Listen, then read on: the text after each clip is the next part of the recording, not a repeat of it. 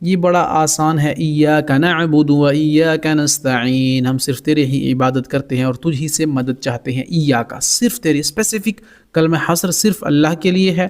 تو ایاک نعبد ہم صرف تیری ہی عبادت کرتے ہیں، پھر ایاک نستعین اور صرف تجھ ہی سے مدد چاہتے ہیں،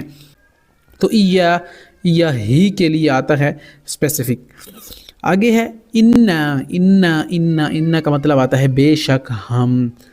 شک ہم، قالوا انا للہ، بے شک ہم اللہ کی طرف سے ہیں اور اللہ کی طرف لوٹ کر جائیں گے، انا الیہ راجعون۔ اگر اور آسان انشاءاللہ، انا اعطیناک الکوثر، انا بے شک اے نبی جی صلی اللہ علیہ وسلم ہم نے، انا بے شک ہم نے، اعطینا عطا کیا آپ کو، کل کوثر حوض کوثر، کثیر خیر، یعنی یا نبی جی ہم نے آپ کو کثیر خیر عطا کر دی، حوض کوثر عطا کر دیا۔ اما کا مطلب جب آتا ہے، اما بہت آسان ہے، جب کے میننگ میں آپ اسے لے سکتے ہیں، قرآن میں اس کی مثال آئی ہے، اما شاکرا و اما کفورا، سورۃ الدہر میں ہے شاید، اما شاکرن، یا وہ نہ شکرہ ہو جائے گا یا جب وہ کفر کرنے لگ جائے گا۔ تو امید ہے آپ کو